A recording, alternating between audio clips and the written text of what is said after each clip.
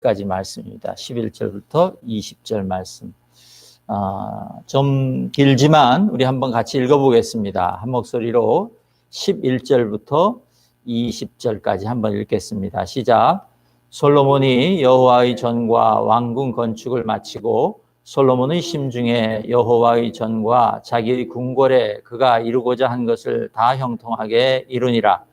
밤에 여호와께서 솔로몬에게 나타나사 그에게 이르시되 내가 이미 네 기도를 듣고 이것을 택하여 내게 제사하는 성전을 삼았으니 혹 내가 하늘을 닫고 비를 내리지 아니하거나 혹 메뚜기들에게 토산을 먹게 하거나 혹 전염병이 내 백성 가운데에 유행하게 할 때에 내 이름으로 일컫는 내 백성이 그들의 악한 길에서 떠나 스스로 낮추고 기도하여 내 얼굴을 찾으면 내가 하늘에서 듣고 그들의 죄를 사하고 그들의 땅을 고칠지라.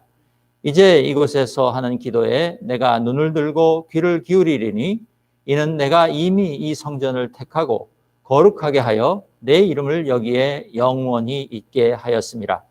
내 눈과 내 마음이 항상 여기에 있으리라. 네가 만일 내 앞에서 행하기를 내 아버지 다윗이 행한 것과 같이 하여 내가 네게 명령한 모든 것을 행하여 내 율례와 법규를 지키면 내가 내 나라 왕위를 견고하게 하되 전에 내가 내 아버지 다윗과 언약하기를 이스라엘을 다스릴 자가 내게서 끊어지지 아니하리라 한 대로 하리라. 그러나 너희가 만일 돌아서서 내가 너희 앞에 둔 내 율례와 명령을 버리고 가서 다른 신들을 섬겨 그들을 경배하면 내가 너희에게 준 땅에서 그 뿌리를 뽑아내고 내 이름을 위하여 거룩하게 한 이 성전을 내 앞에서 버려 모든 민족 중에 속담거리와 이야기거리가 되게 하리니. 예, 아멘. 예, 긴 성경 본문인데 따라 읽으시느라고 애쓰셨습니다. 역대하 7장 11절부터 20절 말씀, 내 얼굴을 찾으면 이라는 제목으로 오늘 하나님의 말씀 듣기를 원합니다. 여러분, 어떤 마을에요, 산 뒷산에 동굴이 하나 있었습니다. 근데 그 동굴에는 샘이 하나 있는데 그 샘에 가서 그 샘물을 마시면 죽지 않고 영원히 산다고 하는 이야기가 그 마을에 전해져 내려오고 있었습니다. 그 말을 들은 그 마을의 그 바보 삼형제가 그 샘물을 마시고 싶었습니다. 그래서 드디어 어느 날 삼형제가 의기투합해서 우리 그 산에 있는 샘물에 가서 그 물을 마시고 우리 영원히 살자. 그래. 그렇게 해서 이제 떠났습니다. 그런데 그 샘물을 먹고 영원히 살기 위해서는 한 가지 조건이 있었는데 그 샘이 있는 동굴에 들어가서는 절대 말을 하면 안 된다는 것이었습니다. 그냥 샘물만 먹고 나와야 하는 것이에요.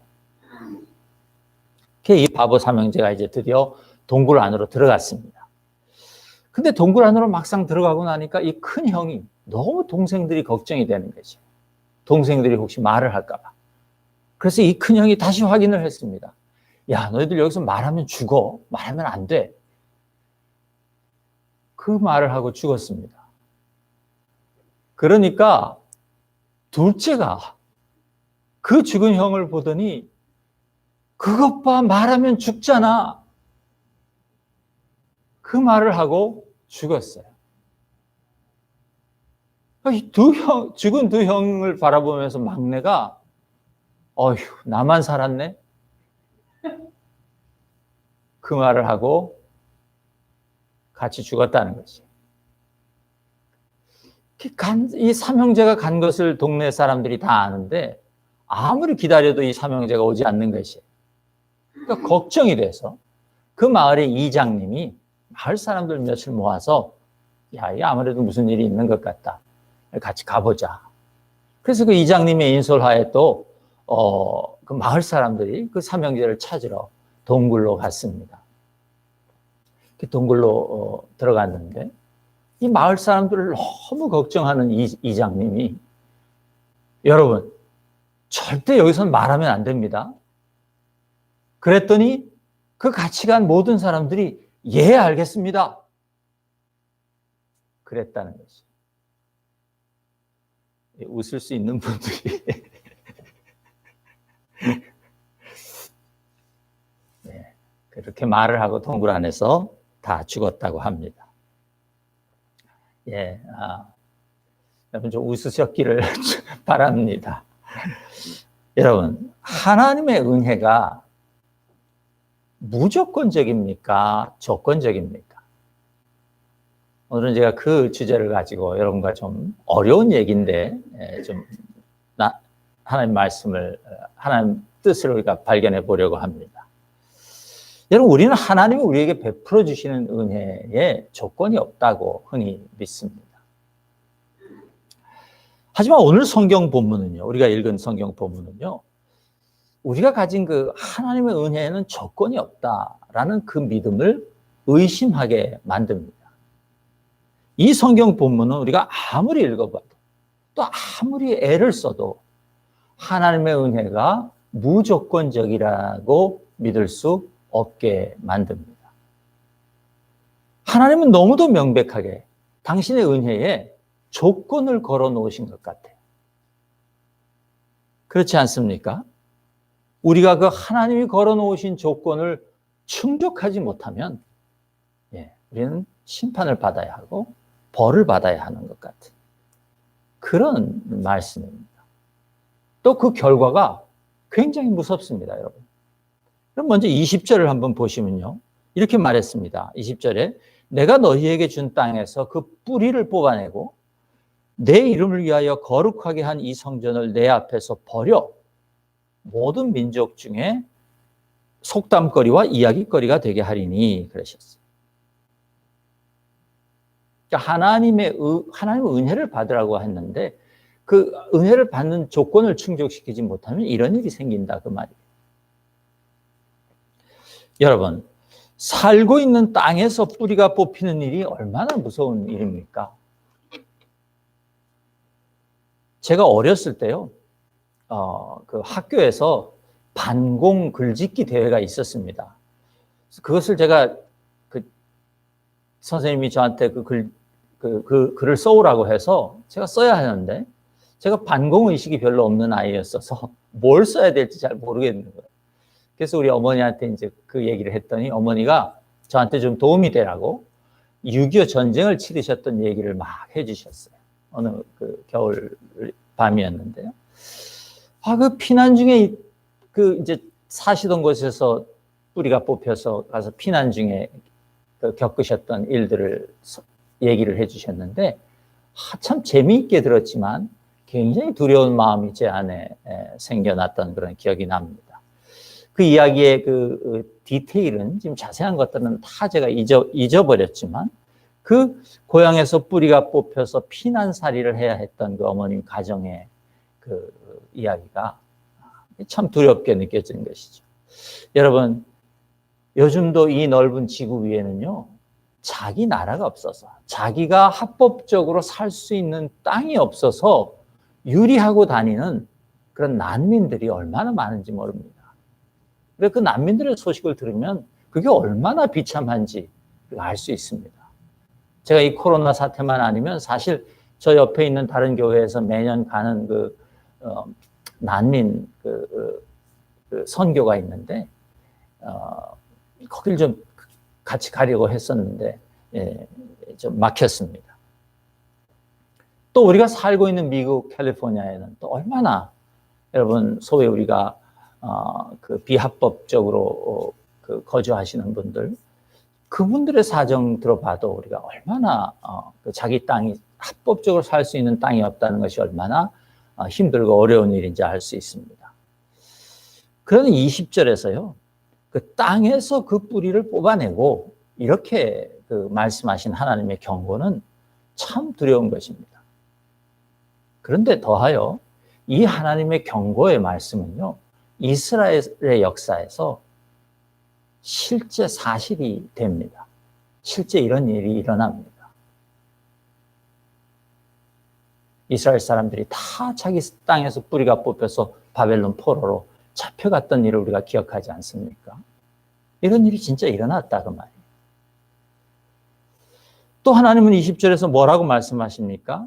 내 이름을 위하여 거룩하게 한 이 성전을 내가 내 앞에서 버리겠다 그렇게 말씀하셨어요. 여러분 지금 이 하나님 말씀하시는 성전이란 솔로몬이 지금 막 지어서 하나님께 봉헌한 그 성전이에요. 여러분 이 성전이 어떤 성전입니까? 하나님이 그토록 사랑하셨고 또 하나님을 그토록 사랑했던 다윗이 자기가 이 성전을 지어서 하나님 앞에 바치고 싶었는데 하나님께서 안 된다고 하시고 네 아들 솔로몬이 짓게 하겠다. 그래서 다윗은 정말 준비만 다 하고 그 준비한 것을 솔로몬에게 물려줘서 이제 우리가 앞에서 본 것처럼 솔로몬이 7년이라는 기간 동안 그 건축을 해서 하나님 앞에 올려드린 그 성전 아닙니까? 여러분 역대하 2장에 가서 2장을 우리가 보면요. 그걸 짓기 위해서 짐꾼 7만 명과 또 산에서 돌을 캐내는 채석꾼 8만 명이 필요했다고 합니다. 더하여 그 일들을 감독할 사람이 3,600명이 필요했다. 그렇게 얘기해요. 또 3장 8절에 보면요. 그 지성소에 들어간, 지성소를 금으로 발랐는데 그 지성소에 들어간 금이 600달란트라고 했어요. 여러분, 한 달란트의 무게가 34kg입니다. 그럼 600달란트면 제가 계산을 해보니까 24,000kg이에요. 금 24,000kg이 지성소 하나에 그렇게 들어갔다고 말이에요. 그 외에도 성전에 필요한 기구들을 놋으로 만들었는데 그 놋의 무게를 측량할 수 없었다 그랬어요. 여러분 그 외에도 다윗이 준비한 금, 은 그 기구들이 어마어마하게 많은 기구들을 성전 안에 들여놨다 그랬습니다. 또 5장에 보면 성전을 완공한 후에 다윗이 솔로몬이 다윗의 장막에 있던 언약궤를 이제 그 성전으로 옮기면서 그 제사를 드렸는데 그 제물로 바친 양과 소가 얼마나 많았는지 수를 셀 수도 없었다 그랬어요. 제사가 그것만 드려졌습니까? 아닙니다. 7장 5절에 보면 이제 언약궤까지 지성소에 다 옮겨놓고 온 백성이 모여서 성전을 여호와께 봉헌하는 제사를 드렸는데 그때 제물로 바쳐진 것이 소 22,000마리와 양 12만 마리였다고 했어요. 그러니까 엄청난 예배를, 성대한 예배를 주님 앞에 올려드린 것이. 이처럼 이 성전에 들어간 솔로몬과 이스라엘 백성들의 그 수고와 그 재물은요, 다 셀 수 없는 것이요. 어마어마한 것들이었어요. 그런데 하나님께서 지금 그 성전을 내가 버릴 수 있다. 이렇게 말씀하시는 거예요. 여러분, 그런데 진짜로 이 성전은 이스라엘의 역사 속에서요, 버려집니다. BC 587년에 바빌론의 느부갓네살 왕이 쳐들어와서 예루살렘을 초토화시키고 성전을 다 부숴버렸습니다. 솔로몬이 이 성전을 지은 지 약 380년 만의 일이었습니다. 실제 역사 속에서 다 지금 하나님의 경고대로 무너졌다 그 말이에요.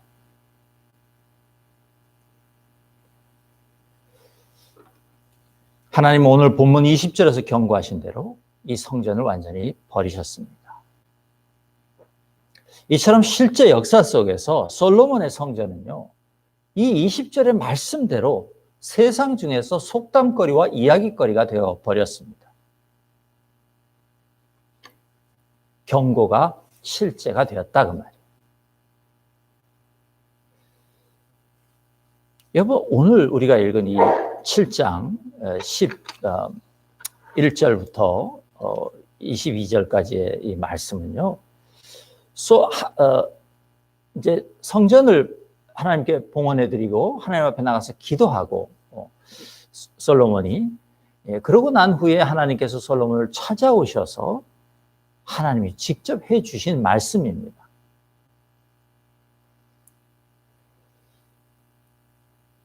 하나님의 첫 번째 기도 응답이 이 응답을 보면요, 그 말씀을 보면요, 하나님께서 내가 솔로몬 너의 기도를 받으셨다 그렇게 말씀하세요. 기도를 받으셨어요. 또 너희들이 이 성전에서 이제 나에게 기도하면 내가 너희들의 기도를 듣겠다 그렇게 약속해 주셨어요. 그러니까 성전도 받으셨고 솔로몬의 기도도 받으셨어요. 뿐만 아니라 이제 그 성전에서 백성들이 기도하면 하나님께서 그 기도를 들어주시겠다고 약속하셨다는 것입니다. 그런데 문제는 19절에 있습니다. 19절에 그러나, 이 그러나라는 단어는 별로 이렇게 반가운 단어가 아닌 것 같습니다. 그러나 이 19절 이후의 말씀을 보면 하나님의 약속은 이스라엘 백성들이 하나님을 떠나지 않고 하나님의 법을 다 지켜야 한다는 조건이 충족되어야 유효하다 그렇게 말씀하시는 거죠. 그것을 명확하게 하고 계세요. 여러분, 다시 우리의 처음 질문으로 돌아가 보겠습니다. 하나님의 은혜는 무조건적이 맞습니까? 아니면 조건적입니까? 조건이 있습니까? 여러분, 우리는 성경을 읽을 때 성경이 제시하는 대로 정직하게 읽어야 합니다. 내가 생각하는 것에 성경을 맞추면 안 됩니다. 분명히 오늘 성경 본문은 하나님 은혜는 또 약속은 조건이 있다. 이렇게 우리에게 말씀하시는 것 같습니다. 하나님께서는 우리에게 놀라운 은혜를 주셨지만 그 은혜는 내가 아무것도 하지 않고 그냥 받아 누릴 수 있는 은혜가 너희 앞에 둔 내 율례와 명령을 버리고 가서 다른 신들을 섬겨 그들을 경배하면 20절에 이런 저주를 받게 된다 경고하셨어요. 그리고 이스라엘의 역사에서 이 경고는 실제 역사가 되었습니다. 다 일어났다 그 말. 여러분, 우리가 이 역대상하, 역대기라는 책을 읽을 때 한 가지 여러분들이 염두에 두시고 기억하셔야 될 것이 있는데요. 이 역대기라는 책은 유대 민족의 반성문 같은 책입니다. 그러니까 이 역대기는 이 솔로몬의 이야기가 솔로몬 시대에 쓰여진 것이 아니라 이 역대기가 쓰여진 것은 한참 후인 바벨론 포로 생활을 다 거치고 이제 바벨론 포로에서 돌아오는 시기 혹은 돌아와서 이스라엘 유대 민족들이 자기들의 지나간 역사를 돌아보면서 반성하고 하면서 쓴 그 역사다 그 말, 책이다 그 말이에요. 그래서 이 역대기와 열왕기 상하는 똑같은 그 사건들을 다루지만 서로 다루고 있는 서로 그 이야기하는 내용이 조금씩 다르고 또 관점이 조금씩 다릅니다. 이 역대기는 그냥 간단하게 여러분들 이렇게 생각하시면 됩니다. 이스라엘 백성들이 하나님의 경고를 무시하고 심판을 다 받고 고난을 다 받고 하나님의 은혜로 이제 다시 예루살렘으로 돌아와서 자기들의 역사를 반성하면서 쓴 책이다. 이렇게 읽으시면 된다 그 말이에요. 그래서 이 역대기에는 그들의 뼈아픈 후회와 반성과 회개가 담겨 있는 것이에요. 여러분, 그것을 기억하고 우리가 오늘 본문을 보면요, 이스라엘 백성들에게는 분명히 하나님의 심판을 피할 기회가 있었습니다. 14절을 우리 다시 한번 같이 보겠습니다. 14절 너무 유명한 구절이죠. 우리 한번 같이 다시 한번 읽겠습니다. 내 이름으로 일컫는 내 백성이 그들의 악한 길에서 떠나 스스로 낮추고 기도하여 내 얼굴을 찾으면 내가 하늘에서 듣고 그들의 죄를 사하고 그들의 땅을 고칠지라. 그렇게 말씀하셨어요. 그러니까 이스라엘 백성들은 분명히 하나님 은혜의 약속을 가지고 있었다, 그 말이에요. 그런데 우리가 이 약속의 말씀을 좀 잘 새겨 들어야 할 필요가 있습니다. 여러분, 눈으로 14절을 보시면서 제 말씀을 들으시기 바랍니다. 하나님은 지금 자기 백성이 악한 길에 들어섰기 때문에 그들을 심판하신 것이 아니에요. 그들이 역사 속에서 이 심판과 저주를 피하지 못한 것은 그들이 죄를 지었기 때문이 아니라 그들이 하나님의 경고에도 불구하고 죄악된 길에서 떠나지 않았기 때문입니다. 14절은 분명히 너희들이 악한 길에서 떠나면 그렇게 말씀하셨어요. 그럼 내가 너희들의 죄를 용서하여 주고 너희의 땅을 고쳐줄 것이다. 그렇게 약속하신 것이에요. 다시 말해서 하나님은 이미 그들이 죄를 짓지 않을 수 없다는 것을 아신 것이에요. 정확하게 말하면, 좀 더 정확하게 말하면 그 성전과 성전에서 드려진 예배와 그 기도와 그 모든 것에도 불구하고 이스라엘 백성들은 이미 죄인이었다, 그 말이에요. 여러분, 이것을 우리가 분명하게 아셔야 합니다. 하나님은 솔로몬과 이스라엘이 죄를 짓지 않기를 기대하신 것이 아니라 죄를 벗어나 하나님께로 돌아오기를 기대하셨다, 그 말이에요.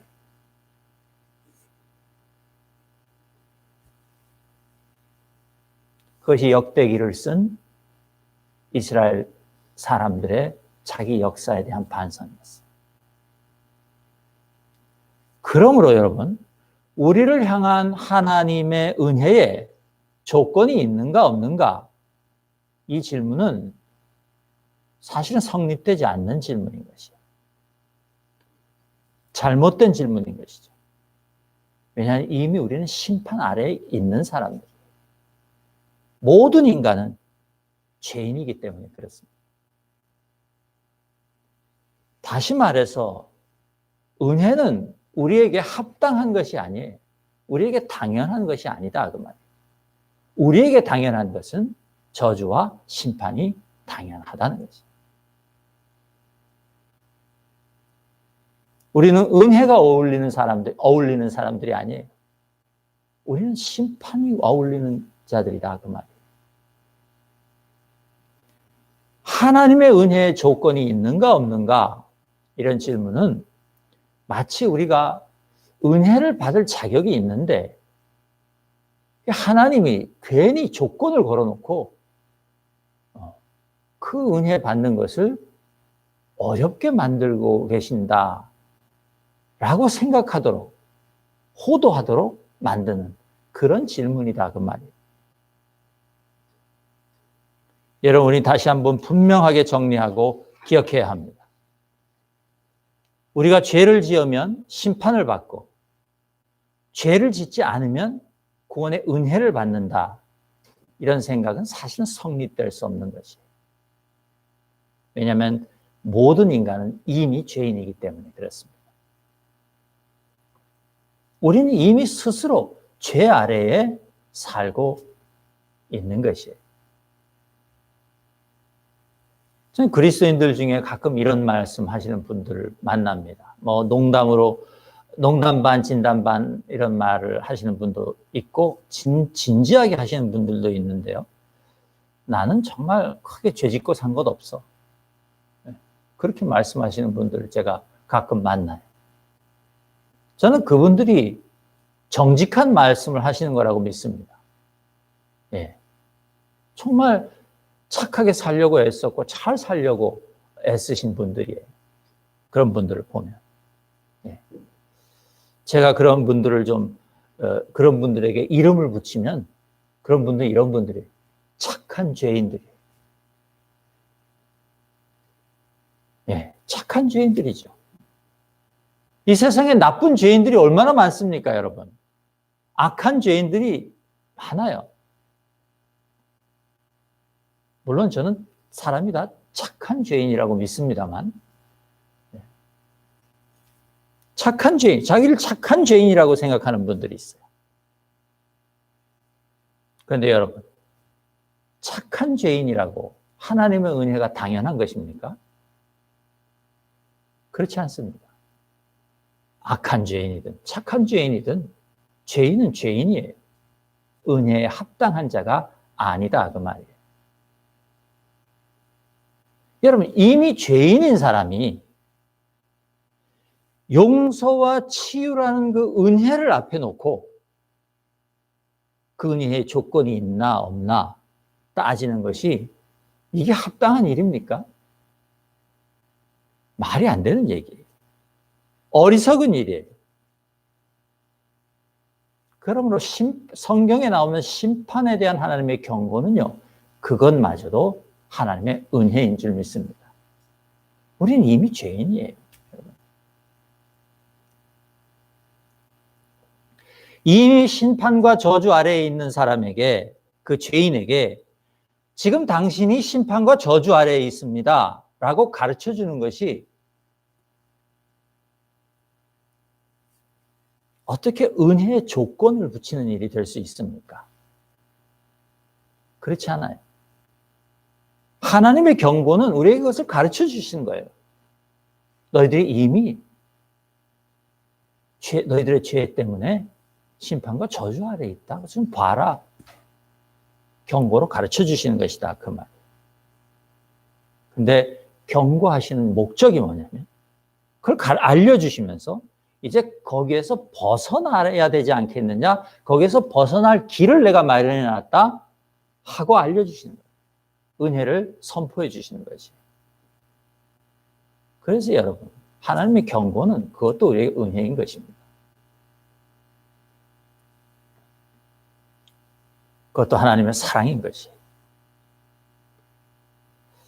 여러분, 인간은요, 자기 자신에게 올바른 질문을 할 줄 알아야 합니다.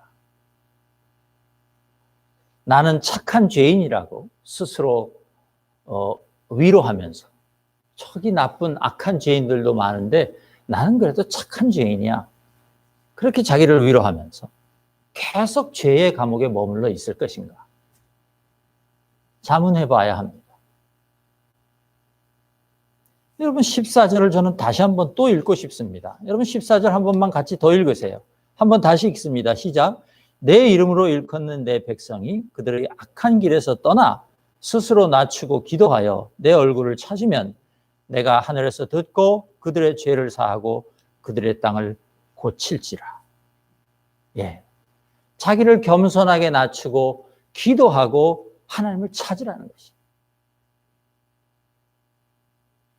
그렇게 하면 하나님이 하늘에서 들으시고 우리의 죄를 용서하실 뿐만 아니라 우리의 땅을, 우리의 삶을 고치시겠다고 하나님께서 약속하신다 그 말이에요.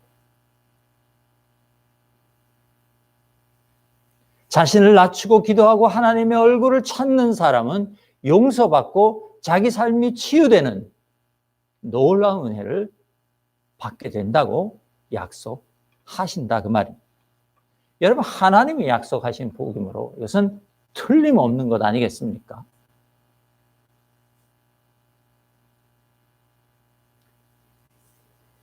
그러므로 여러분, 마지막으로 이제 우리가 진짜 자기 자신에게 물어야 하는 질문이 하나 있는데 그것은 이것입니다. 과연 나는 나를 겸손하게 낮추고 기도하고 하나님의 얼굴을 찾을 수 있는 사람인가 하는 거죠. 우리는 그 질문을 해야 하는 거죠.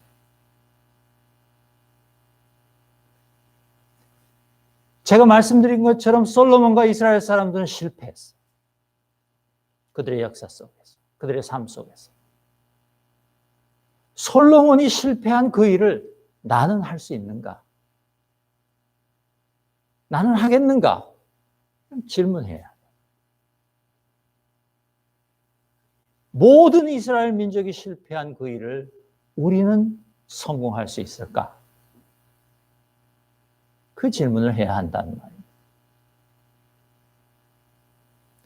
여러분, 우리는 자신이 죄인이라는 그 명백한 사실 앞에서 정직해야 될 뿐만 아니라 하나님을 찾는 일에서도 나는 무능력한 존재라는 사실을 인정할 수 있어야 합니다. 왜냐하면 역대기의 역사를 보면 이스라엘 민족은 전부 실패했어요. 솔로몬과 이스라엘이 실패한 일을 우리는 우리 능력으로 할 수 있을까요?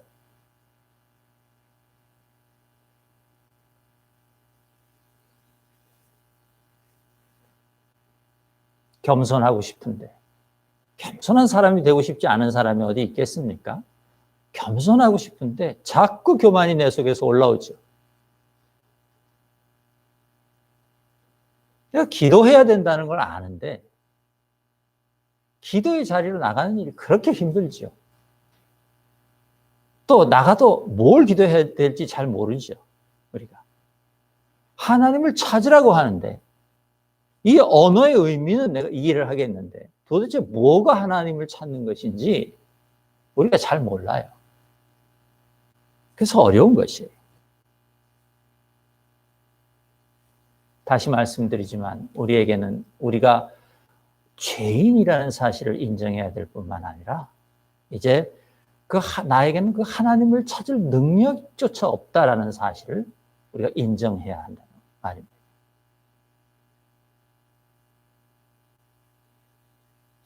그래서 우리에게는 그 능력조차 없기 때문에 하나님께서 우리를 찾아오셨다고 성경이 말합니다. 예수 그리스도께서, 하나님이신 예수 그리스도께서 우리를 찾아오신 것이죠. 우리가 하나님을 찾을 능력이 없으니까.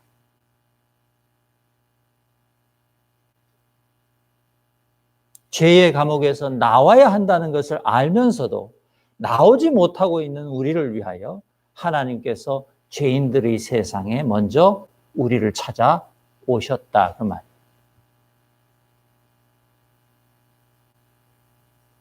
예수님은 오셔서 우리를 대신하여 하나님 앞에 자기를 낮춰주셨어요. 예수님은 오셔서 우리를 대신하여 하나님 아버지께 기도하셨어요. 하나님의 얼굴을 찾는 것이 무엇인지조차 모르는 그 죄인들에게 먼저 찾아와 주셔서 요한복음 14장 9절에 보니까 이런 말씀을 하셨어요. 너희가 나를 보았으면 곧 하나님 아버지를 본 것이다. 그렇게 말씀해 주셨어요. 이제 예수님을 보면 하나님을 본 것이라고 말이에요. 이제 우리가 예수님을 찾으면 우리가 하나님을 찾는 게 된다. 그 말. 여러분, 예수 그리스도를 찾는 사람이 곧 하나님을 찾는 사람입니다. 하나님의 얼굴을 찾는 사람입니다. 그러므로 역대하 7장 14절. 우리가 오늘 3번이나 읽은 역대하 7장 14절의 이 말씀, 이 약속의 말씀, 은혜의 약속의 말씀은요. 예수 그리스도 안에서 우리에게 이루어지는 것입니다. 주님은 또 요한복음에 보면요 이런 말씀도 하셨어요. 너희가 나를 사랑하면 나의 계명을 지키리라. 내가 아버지께 구하여 너희를 도와주시는 성령을 보내서 너희와 영원히 함께 있게 하겠다. 그렇게 말씀하셨어요. 우리가 예수님을 찾으면 우리가 하나님의 얼굴을 구하는 일이 되는 줄로 믿습니다. 여러분, 예수님을 우리가 사랑하고 믿을 때 그 주님의 겸손이 우리의 교만을 덮습니다. 우리가 무엇을 기도해야 할지조차 모를 때 우리 주님께서는 우리를 위하여 아버지께 중보기도 해주신다고 말씀하셨습니다. 그 주님이 우리에게 오셔서 먼저 우리에게 오셔서 우리와 함께 거하시길 원한다고 그렇게 말씀하셨습니다. 무엇보다 예수 그리스도께서는 우리를 대신하여 우리가 받아야 할 심판의 재앙을 다 받아주셨습니다.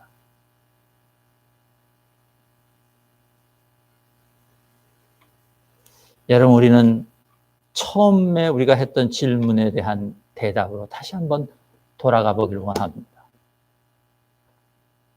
하나님의 은혜는요, 조건 없이 주어지지 않습니다. 오늘 성경 본문이 분명히 그렇게 말해요. 다만 예수 그리스도께서 우리를 위하여 그 조건들을 대신 충족시켜 주신 것입니다.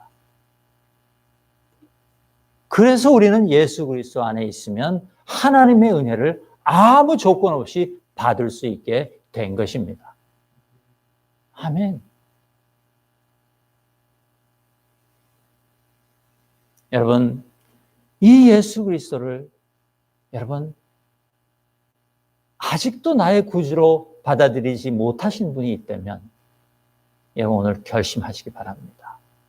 주님이 나의 주님이십니다. 결심하시고 여러분 인생이 이제 예수 그리스도의 것이라는 것을 주님 앞에 고백하시기 바랍니다.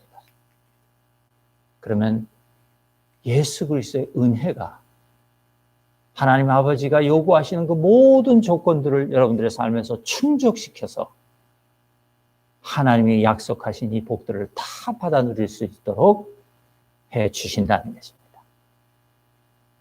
여러분 마지막으로 7장 11절과 12절을 한번 보길 원합니다. 7장 11절 12절을 한번 보세요. 11절에서 뭐라고 합니까? 하나님께서 솔로몬에게 나타나신 것은 솔로몬이 하나님의 성전과 자기 왕궁 안에서 해야 할 일을 다 자기 마음대로 한 이후였다 그렇게 말해요. 자기 마음에 있는 대로. 우리 성경에는 형통이라는 단어를 써서 그 의미가 좀 모호해졌는데 원어 성경을 보면 솔로몬이 자기 마음에 그 성전을 향해서 혹은 성전 안에서 자기가 하고 싶은 것을 다 했다는 것이에요. 하나님께서 그것을 허락하셨다는 것이에요. 그리고 12절에서 하나님께서 그 솔로몬에게 나타나셔서 뭐라고 말합니까? 내가 이미 네 기도를 들었고 이것을 택하여 나에게 제사하는 성전을 삼았으니 그렇게 말씀하셨어요. 여러분, 솔로몬은 하나님께 지어서 올려드린 그 성전 안에서 자기 마음에 계획한 대로 다 했다는 것이에요. 마음껏 예배하고 마음껏 기도하고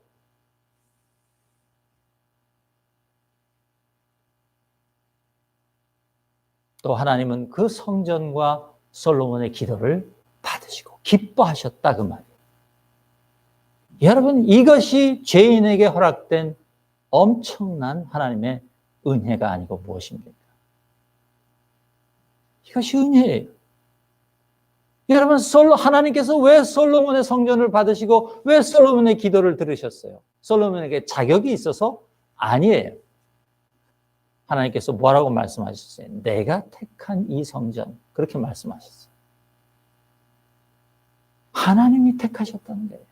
하나님의 주권에 의해서 하나님께서 솔로몬에게 그런 복을 주셨다는 거예요. 마음껏 하나님께 성전을 봉헌하고 마음껏 그 성전 안에서 기도하고 예배하고 찬양하고 그 은혜를 하나님께서 허락해 주셨다는 거죠.